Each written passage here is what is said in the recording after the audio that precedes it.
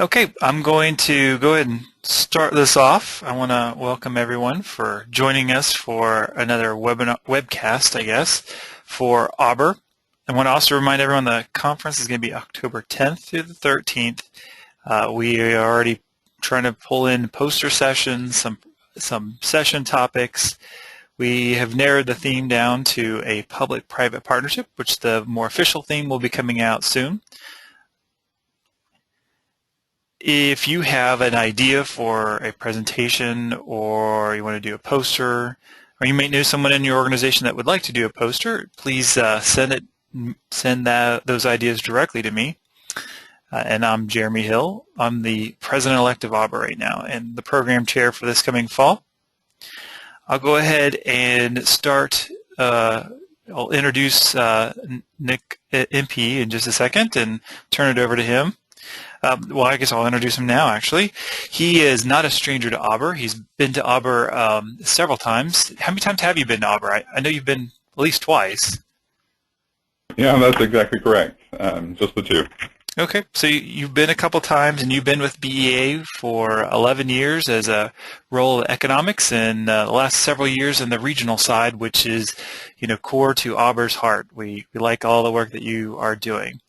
I'm going to turn this over to you, and I want to make sure everyone knows that I did start a recording of this session as well. Oh, one more thing, and we confirmed this before, Nick, but I forgot the details. Do you want questions during your presentation or towards the end? I'd probably prefer they wait till the end unless it's super urgent, if that's all right. Okay, so we'll hold the questions to the end. If someone has a question in the meantime, they're also welcome to put this as a chat, and I will follow those chats and help facilitate the questions at the end. So with that, I'll turn it over to you. Everyone should already be seeing his screen that says Assessing BEA's Regional Statistics. Thank you very much for joining us, Nick, and doing this presentation. Thank you, Jeremy. I appreciate the opportunity. And on behalf of our director and my other colleagues here at BEA, I do want to thank everyone who's taken some time to log in this morning to learn a little bit more about BEA's regional program. I assume it's possible that there are people on the line that aren't necessarily familiar with BEA as a federal agency. So I wanted to take just a moment and share some information about who we are, and then talk at some length about what it is that we do. First and foremost, it's important to recognize that BEA is part of the Department of Commerce, one of the several agencies that are lumped together under that department. We are one of the 13 principal agencies in the United States federal statistical system. Although we are relatively small, there's only about 500 economists and statisticians and accountants that work for BEA versus the several thousand that work for the Bureau of Labor Statistics or our sister agency, the United States Census Bureau.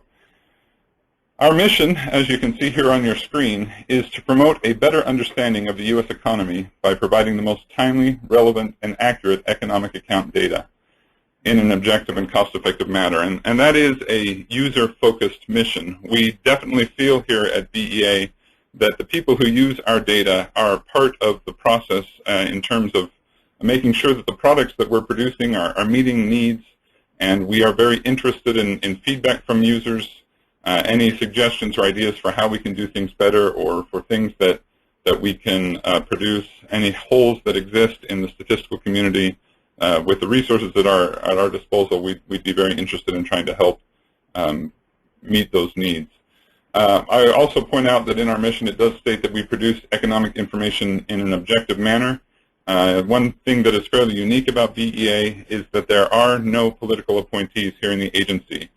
So even though we are an executive branch agency, we aren't impacted by the current occupant of the White House. The data that we provide is provided objectively and with no political bias. I mentioned that we are a very small agency, but notwithstanding the fact that there are just a couple hundred of us, we do produce some of the nation's most closely watched economic indicators. Our measure of the gross domestic product that comes out on a quarterly basis at a national level is one of the leading indicators for determining the health of the economy and the way that things are trending.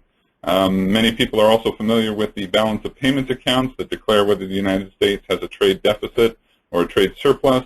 A lot of people don't realize that BEA participates in the preparation of those accounts. We also produce a set of statistics that takes a look at the domestic production on an industrial classification and looks at the contribution of each industrial sector to the overall economy. We look at personal income and employment by the state, metropolitan area, and county level, and that's where the presentation will focus today, in addition to the gross domestic product by state and metropolitan area statistics. I'm going to talk very briefly about each of these statistics here later on in the presentation. And I would also like to talk, I'm sorry. So these are the regional statistics that we're going to focus on: personal income and employment by state, metropolitan area, and county, gross domestic product, states, metropolitan areas, and a fairly unique product that we produce here in the regional directorate of BEA, the RIMS-2 multipliers. I'd also like to spend just a moment and share some information about some of the newer products that we have that you might not be aware of. A couple of these have just really come out last year and are still in a prototype stage and will be coming out as finished products later this year. That would be our quarterly GDP by state estimates, the personal consumption expenditures by state, and the measures of regional price parities. And I'll talk a little bit more about each one of those here later in the presentation. I do want to start by talking about personal income. It's important to recognize that there are several measures of personal income that are produced by the federal government. It's important to understand the differences between them so that you can make sure that as you're dealing with income measures, you're selecting the one that is actually going to meet the need that you have. And I'm going to beg the indulgence of those of you who are very familiar with these concepts. I've included it in the presentation because it is one of our most frequently asked questions from our users. So I've chosen just to focus on really the two that are most often discussed, the BEA measure of personal income and the census measure of money income. Both of these are very popular. The BEA personal income measure is popular primarily because it is the most timely measure of personal income, and it's also the most comprehensive and available consistently from the state level down through the county level. It also gives a fairly close approximation of the tax base for a particular region, which makes it of value to state and local governments. The census money income measure is extremely popular because it is used for the official poverty measures. And it is actually a better measurement of the capacity, the spending capacity in a particular region than the BEA measure is.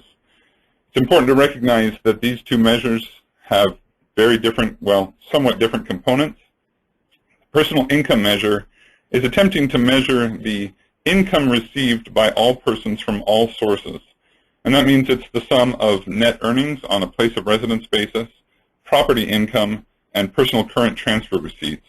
Money income is trying to measure something a little bit different. It's trying to measure the amount of income and in cash and cash equivalents that is received by individuals.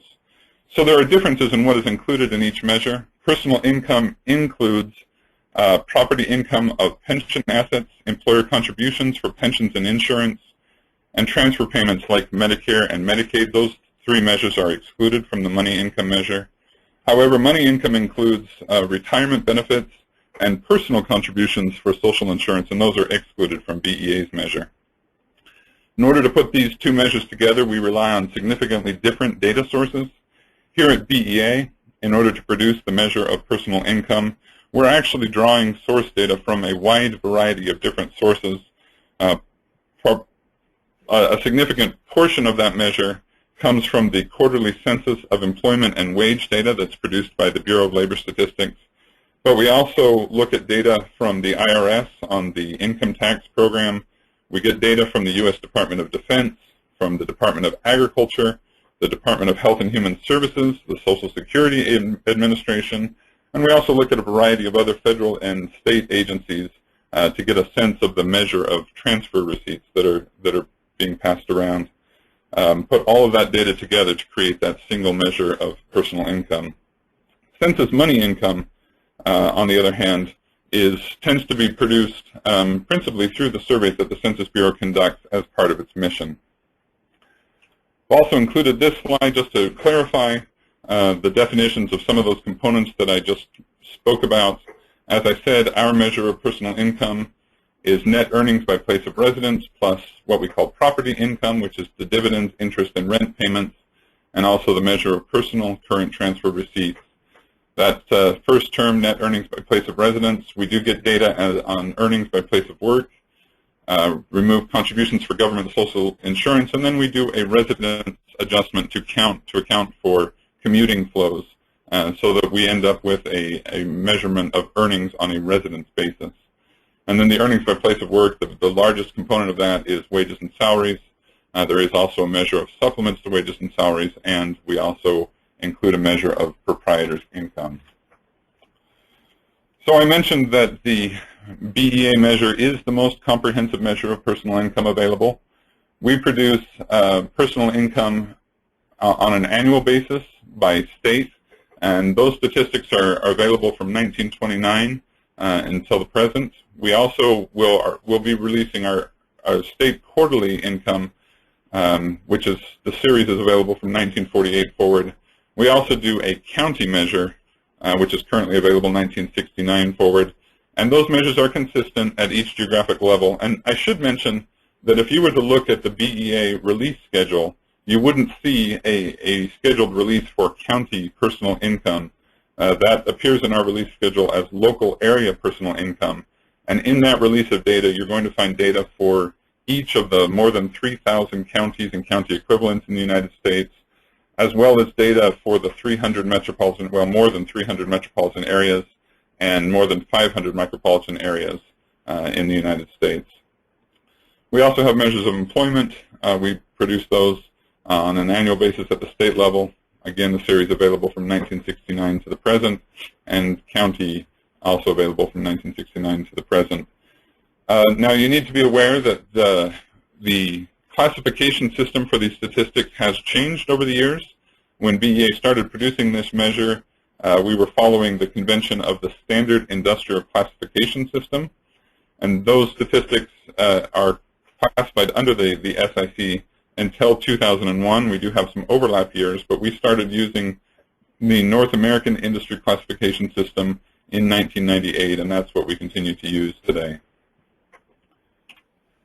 I also mentioned that our measure of income is the most timely, and as you can see from this schedule, we have two different lines here, the quarterly series and then the annual series.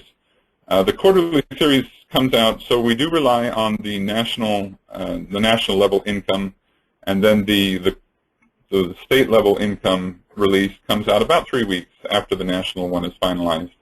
So you're getting a very quick look available really 4 months after the end of the reference quarter at what economic activity has happened on an income basis at the state level. We also do a preliminary annual release early in the spring, and then there's a large revision to the national statistics in the summer of every year. We take that revision and incorporate it into the revised release that comes out in the fall each year. And that revised state annual comes out, and then the local area follows it just a couple of weeks later. So you're getting an annual release of county, metro, micropolitan areas, and you're getting a quarterly release of state level and a more comprehensive look really twice a year in the state annual release. I wanted to point out that if you were to compare BEA's national level income, measure of personal income, with what you would find in the regional accounts, you're going to see some discrepancies.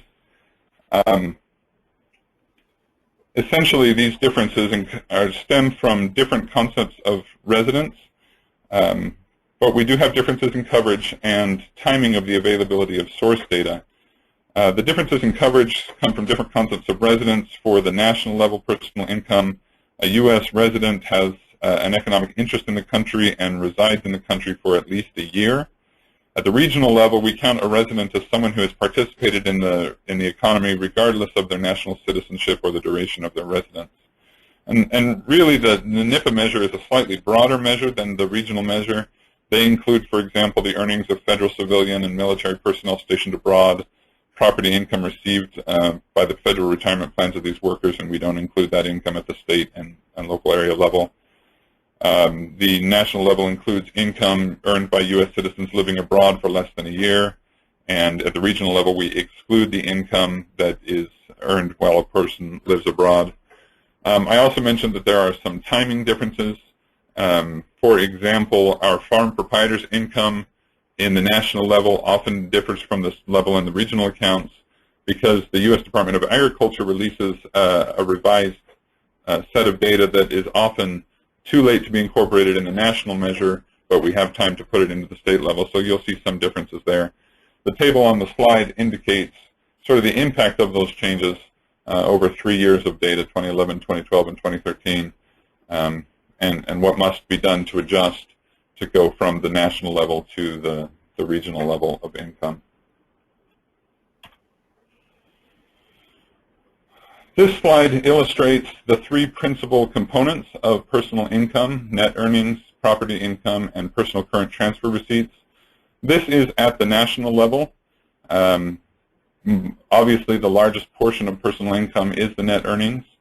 And this information is useful to know at the national level so that you can compare the economy of your particular region of interest to the national trend. A little bit later in the presentation, I'll show you a tool that makes that extremely easy to do.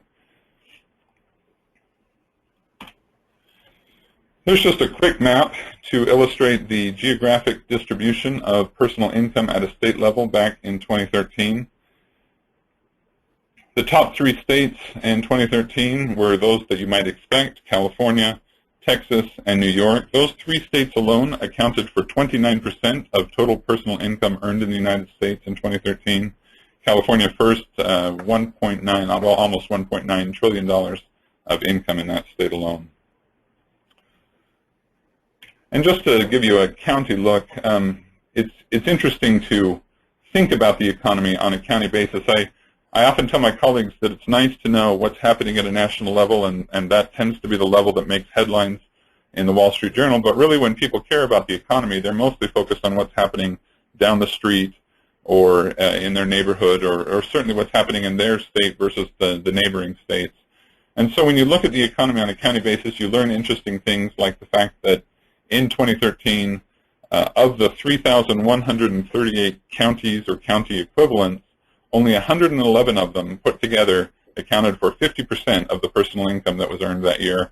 And those counties tend to be about where you think they would be. Obviously, it's the blue shaded areas of this map, heavy in California, New York, a little bit in Florida. No real surprises there. I do want to share some information about one of our newest statistics. In June 2013, the BEA released prototype estimates of real personal income at a state and metropolitan area level. And we had previously been releasing our regional estimates of personal income in current or nominal dollars.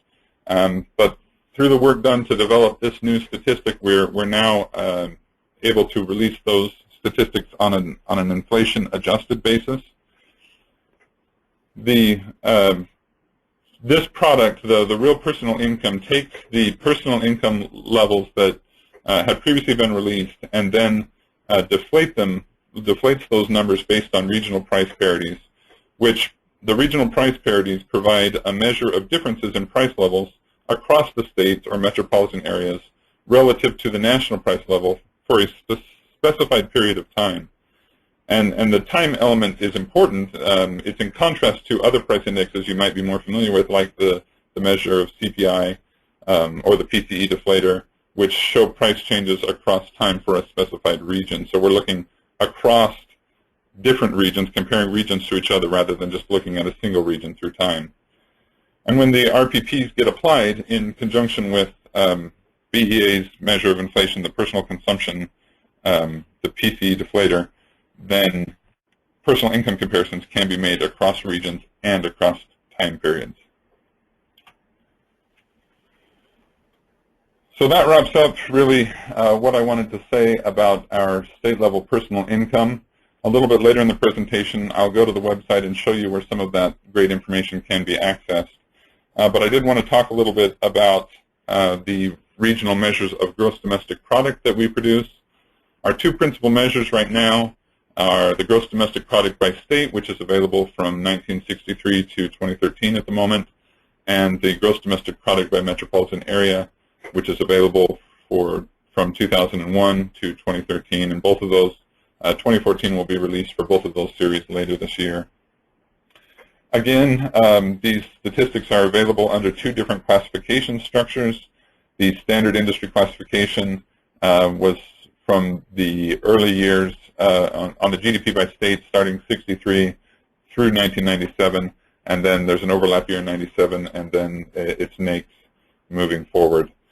These statistics are available the current statistics are available on a 61 NAICS-based industries, which really means we're using the 3-digit NAICS level to produce these measures. There are a couple of areas where we are at a 2-digit level, and even a couple where we're at a 4-digit level, but in general, we're producing information for 3-digit NAICS industries.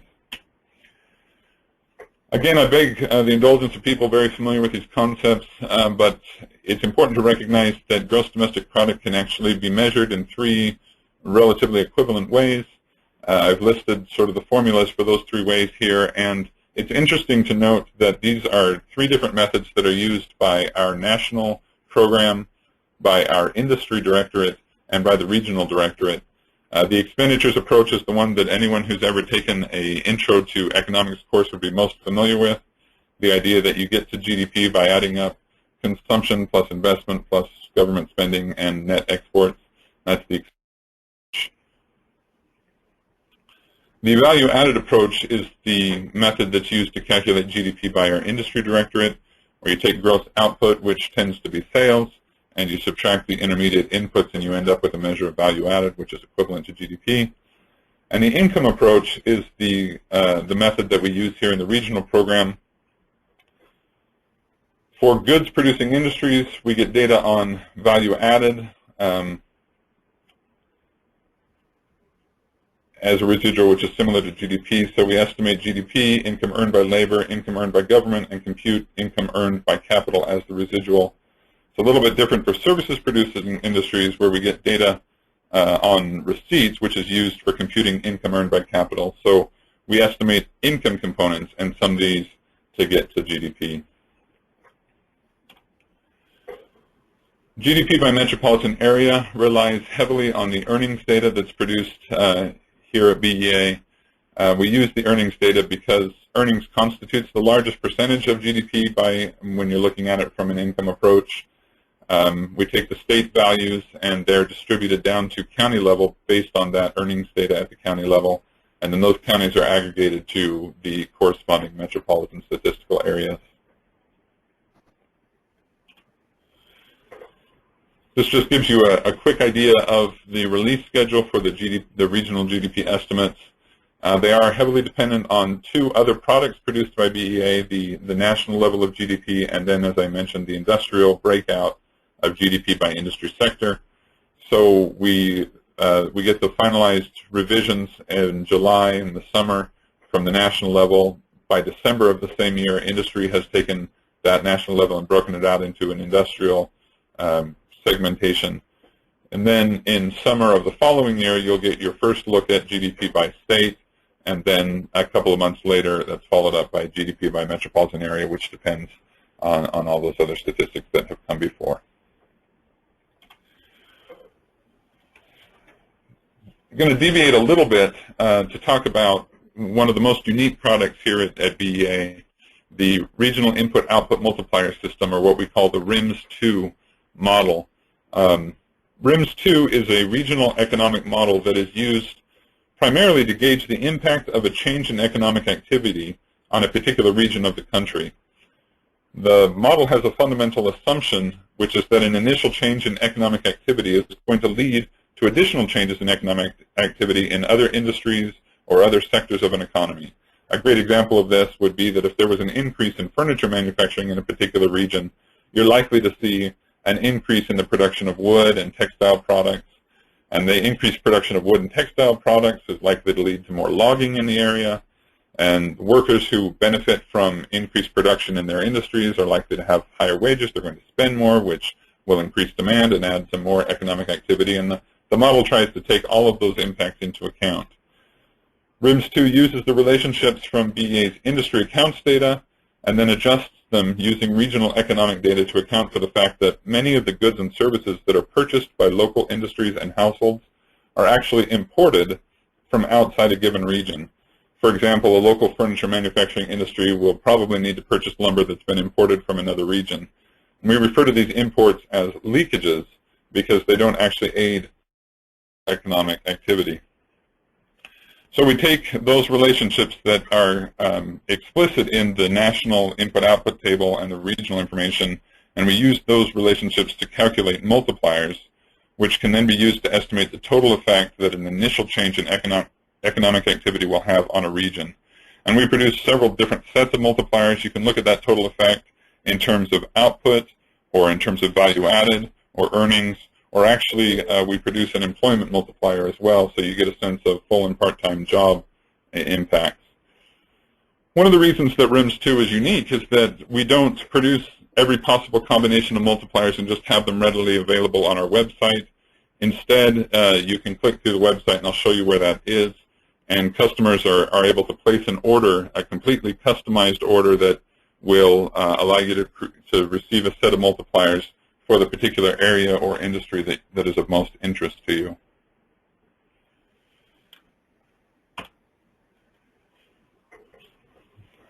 So to conclude this portion of the presentation, I just want to touch very briefly on two of our other new products. We are in the middle of producing quarterly GDP by state estimates. In the September 2013 issue of the Survey of Current Business, which is our in-house publication of record here at BEA, there was an article about the experimental quarterly GDP by state statistics. We did release, in 2014, we released prototype statistics, and really what those statistics did was take the information that had already been released by the GDP by state program and interpolated how that activity looked on a quarter-to-quarter basis. On a quarter-to-quarter basis at the state level. This September, on September 2nd, we will be releasing new statistics which will actually contain information of how that economic activity has been quarter-to-quarter up through the first quarter of 2015, which means that users will be getting a first look at state-level economic activity in 5 months from the end of the reference year, rather than the 11 that they're currently having to wait. So this will be produced by 21 NAICS-based industries, as you see there on the screen, at a 2-digit level, just because the source data is not as comprehensive and available for the quarterly program as it will be for the annual release. The last statistic I want to talk about before moving to the website is our new measure of personal consumption expenditures by state. You might already be aware of this measure. It's gotten a fair amount of attention in the user community. It's the first time really that this has been done in this way. In the August 2013 edition of the Survey of Current Business, there was an article that talked about the experimental statistics. We actually released a prototype of the statistics in August last year. And next release will be in December 1st of this year. You'll have information for 1997 through 2014. And you'll have an idea of consumption in 8 general goods and services categories at the state level, at each state level. This will include healthcare expenditures that are paid for by Medicare and Medicaid. In order to calculate these statistics, we're using state expenditure and receipt data, and also state prices and quantities. And then we are required in a couple of areas to make some imputations for services where there isn't an explicit market transaction. So we do an imputation, for example, for the value of owner-occupied housing or the money that is spent on financial services.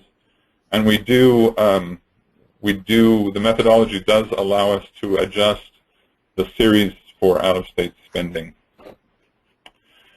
I want to talk very briefly, again, for those of you who might be less familiar with BEA, I want to talk a little bit about how our statistics are used. They are used extensively by federal programs, as illustrated here in this slide. $308 billion of federal money was allocated in fiscal year 2013 using BEA's measures of personal income. The largest piece of that is the medical assistance program, $263 billion of that. And then the little yellow piece of pie in the bottom left corner breaks down into a variety of other federal programs, and you can see those programs and the amounts of each that are allocated. In addition to that, and perhaps more importantly, as Jeremy pointed out, Auburn tends to think regionally, and it's important to know that there are 18 states that have expenditure or revenue limits that are specifically tied to BEA's measure of state personal income. You can see the states here. The blue are the expenditure limits, and the yellow is the revenue or the taxation limits that are tied to whatever the state personal income level is. So that is a brief overview of our statistics. I would like now to take you to the BEA website, twice I guess, and just do a fairly brief walkthrough of that information, what's available, how to find it. In case you're not a regular visitor to our website, there's some things that are happening that are worth your notice. As I said, we're very focused here at BEA on making sure that our data is accessible and interesting to users and meets their needs. So we do try in a variety of ways to provide tools through our website that will allow you to extract the data in a way that's meaningful and useful to you. So let me just start here at our homepage and talk a little bit just about the general layout. Right here in the center of the page, you'll notice that we have a section where all of the statistics are linked. If you were interested in a particular statistic, you could click right through by clicking one of these links. If you're interested in the program areas that produce the statistics, up here at the top of every page on the website are tabs that would take you right to the home page for each of those 4 principal program areas. So if you were interested in getting a variety of statistics from different programs, this is a way you could navigate them quickly. Right here on the top right, the very first box is the latest release. And this is, of any statistic the BEA produces, the latest release will be there in the top right. And there's a link that will take you right to the press release. But we also include sort of a snapshot of the recent releases of these indicators that are of high interest for people. So you get a sense of the most recent release of real GDP was the quarter 4 2014, came out on March 27th, and we showed 2.2% growth. You're probably already aware of that. Personal income measure, international trade, and international transactions. There's also a fairly robust FAQ site, which is accessible from the top of every page. You can search by keywords. You can simply scroll through and see if your question has been asked before. A lot of time and effort goes into creating meaningful answers for those questions that we hear most frequently. You might also be interested in taking a look at this U.S. economy at a glance. This shows very quickly the most relevant information that's been produced by our different program areas: national economic accounts, industry, international, and down here at the bottom is the regional accounts. Also with some helpful files that you can extract easily to put into a presentation or a briefing packet. That's always the most current information for any of those statistical series. Down here is the Survey of Current Business, which I referenced. This is, as I said, our in-house publication of record. You can sort by program areas. You can look by a particular date. If you were looking for something, you can search simply by keywords to find articles that might be relevant to a particular topic that you're researching. Over here on the right is the current release schedule. Clicking on that brings you to a list. Everything that has already been released, you have a hot link that will take you directly to that release, and then you can see the full schedule of upcoming releases. BEA has an excellent track record of releasing the data on time as it's scheduled. One of the things that's different about the United States, of course, is that we publish this release schedule a year in advance. Users know exactly when the numbers are coming. We don't hold them until the numbers look right. We've had enough time to adjust them to tell a particular story. When the publication date hits, the numbers come out. So you know exactly what to expect in that regard. I also want to draw your attention here to the center of the page. One of the things I hear a lot from users is, BEA is doing great things, but I'm just simply too busy to keep track of everything that's happening at BEA. How do I stay in touch? You can certainly follow our Twitter feed. You're also, if you still use the RSS feed, you can subscribe here.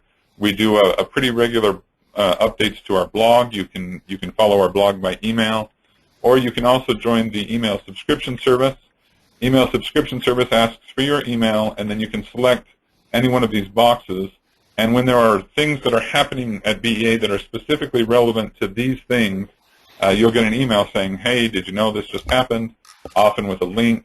So if you're only interested in regional information, you can just select regional information.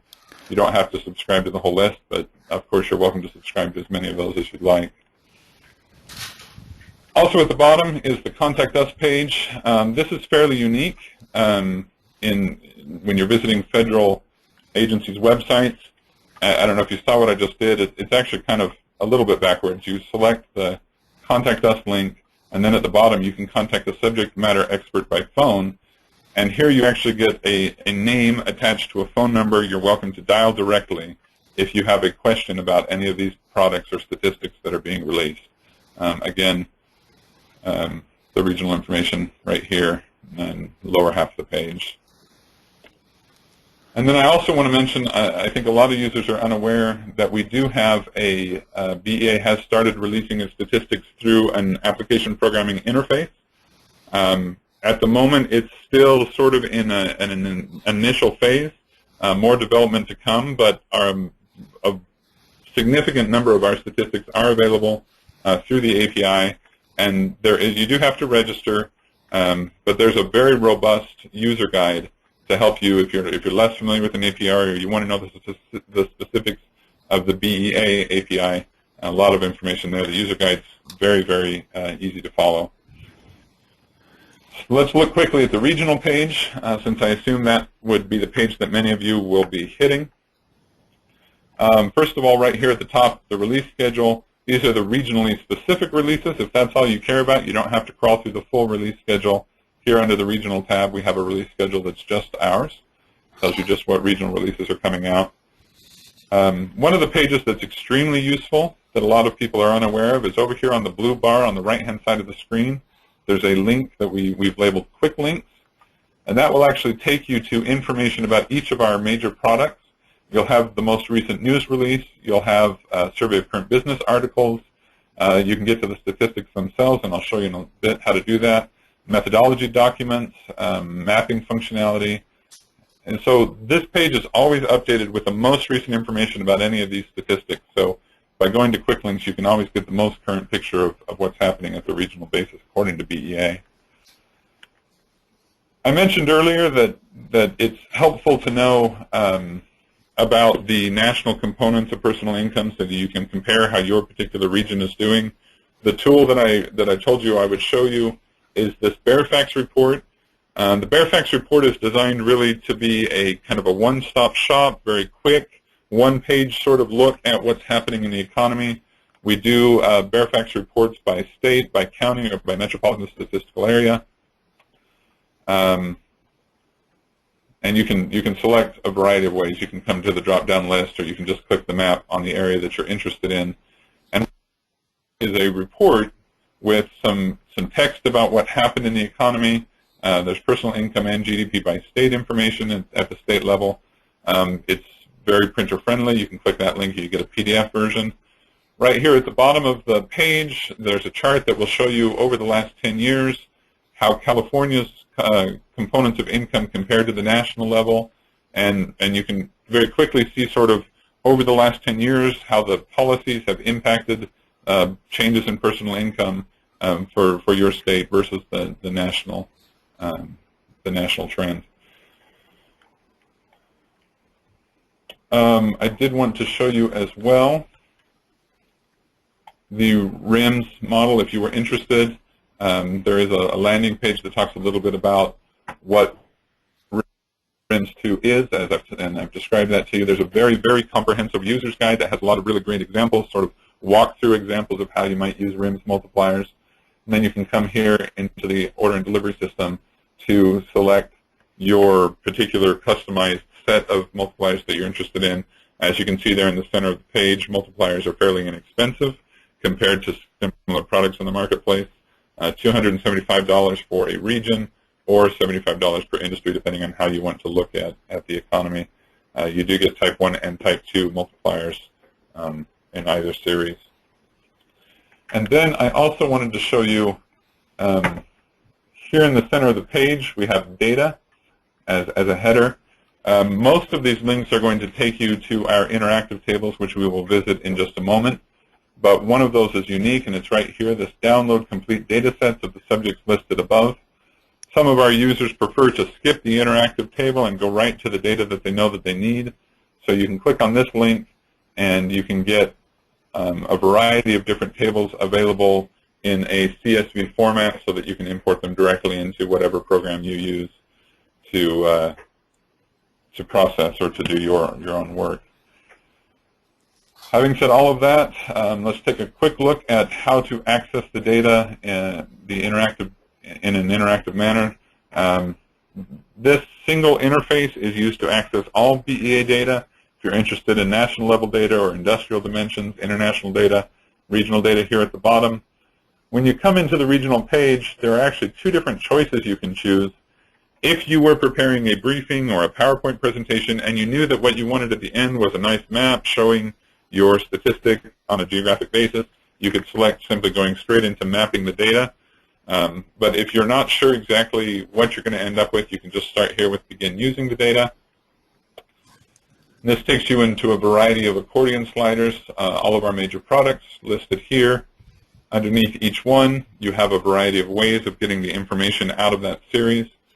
For this example, I'm going to choose gross domestic product by state, and then I'm going to come down to the bottom. I'm going to pick per capita GDP. Again, I told you that the series is available either on an SIC basis through 97 or on a NAICS basis from 1997 forward. Let's take a look at more current data, so we'll stay with NAICS. And just for fun, although I live in DC now, I grew up in the West. I grew up in the state of Wyoming, so let's assume I just wanted to check in home and I wanted to see how Wyoming's economy was doing compared to the region of the economy, the region of the country where it's located. So that's Plains region. In this box, I am able to do multiple select by either shift and select or control click. So I've selected Wyoming and I've selected the Great Plains. And I think what I'd like to see is, let me look at percent change from the preceding period. As you can tell, there's a variety of measures that you can look at, compound growth rate between two periods. You can just get the level of GDP, or you can look at percent change. And then again, I have this opportunity to look at various years. And again, this is a multiple select, so let me just select, oh, I don't know, let me see how it's done over the last, say, 10 years. So I will shift and click, and I go to the next step. And so I get this nice little table. There's a couple of things that can be done here. If I'm not happy with my selection, rather than going back and stepping through all of these things, I can click this Modify button, which allows me more quickly to change the selections that I'm interested in, and then I can do the refresh. I can download it and get it as a CSV. I can easily print this table. But I can also, with the touch of a button, I can generate a chart. Obviously, this is not going to be the most interesting chart. But it's something to note is that it is context sensitive. So if I wanted Wyoming to be first, notice I'm here, I'm looking at a bar chart. If I wanted Wyoming to be first, I select it first, and then I select second, and I get the Plains.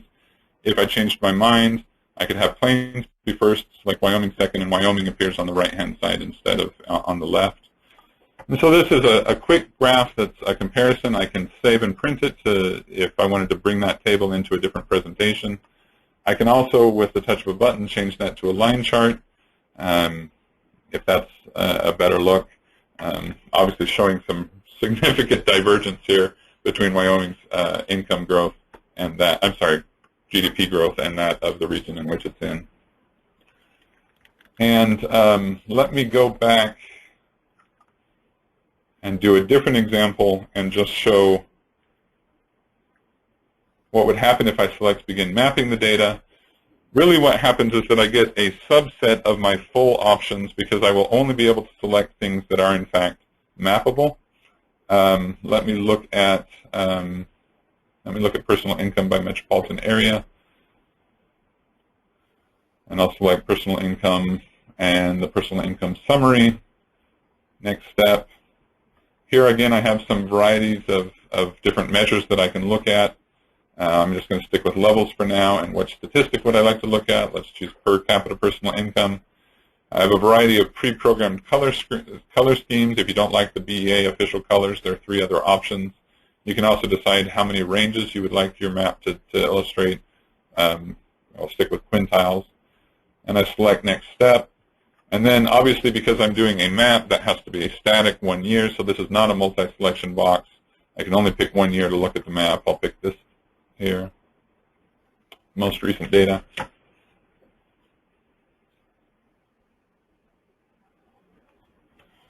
And it pulls up the data table and then immediately generates a map, which I can easily save. I can print. I can email just the map itself, legends down here at the bottom showing the different ranges. I should also mention throughout the website, and I didn't point this out earlier, but throughout the website you'll see that most of the terms that have to do with statistics or their labels or particular industries are going to have hyperlinks with tooltips. You'll see when I come to per capita personal income, the cursor brings up this little question mark. If I select that, I'm going to get a pop-up box that explains the definition of what per capita personal income is, and that's true throughout the website. So doing that kicked me back to the data table underlying the map. Obviously, I can just go back there. So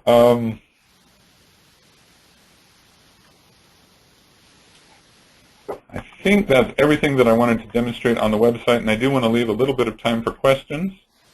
So let me just maybe come down here and, yeah. That's my contact information. Again, my name is Nicholas Empey. I currently serve as the Chief of the Data Administrative Systems Group in the Regional Economics Directorate. That's my direct email and my direct office line. Your questions are welcome. Before I open it up, let me just make a personal appeal to you. As members of the user community, let me just remind you that your federal government is made up of people and that we are very interested in hearing how our work might be a benefit to you. So please, if you have a question, if you have a difficulty, if you have an idea, please don't hesitate to email or call us. We'd love to hear from you.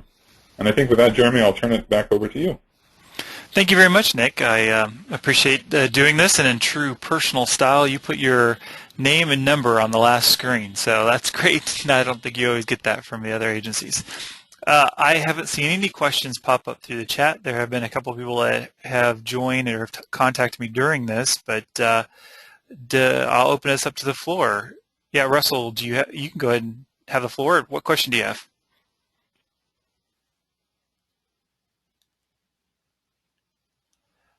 So, Russell, I see that we don't have a phone or mic on there, so maybe you can write in a question in the chat box since I don't hear you, and we can go to someone else while you write that up.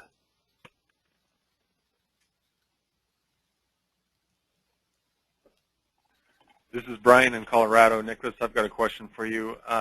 What statistics are at risk of going away right now? Is the BEA looking at eliminating anything? Brian, I very much appreciate that question. I would tell you that right now BEA's focus is on expansion rather than removing any of our existing products. We have had to make some changes over due to the budget situation over the last couple of years. I should mention that, for example, we had to cut some significant components of our personal income measure out, but we were pleased that the user community felt that the statistics we had removed were very important and relevant to their work.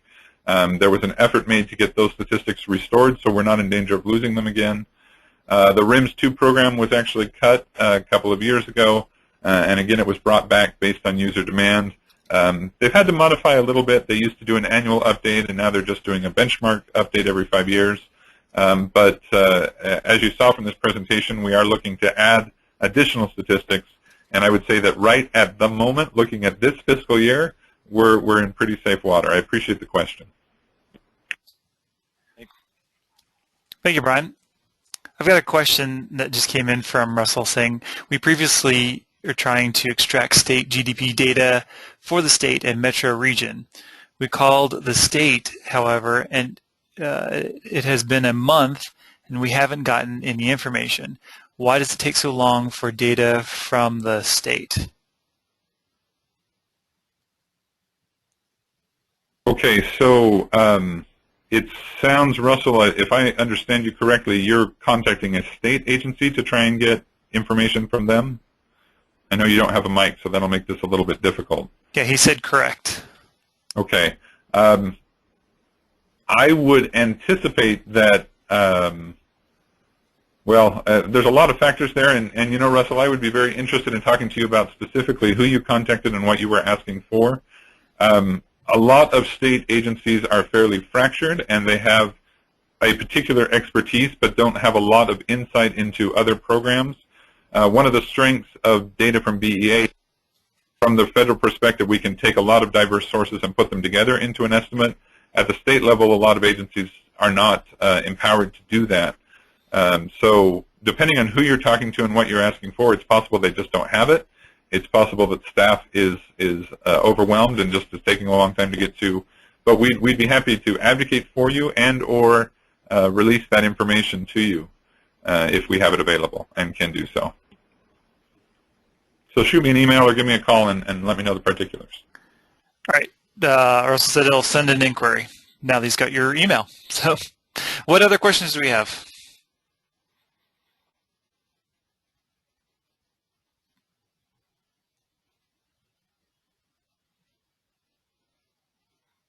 All right, Nick, it sounds like everyone has had a chance to ask a question. I appreciate your participation and the presentation and the audience for also giving some questions. And I think we had a great event. So thank you very much, Nick. And I will stay on for a couple of minutes just in case someone has a question for me.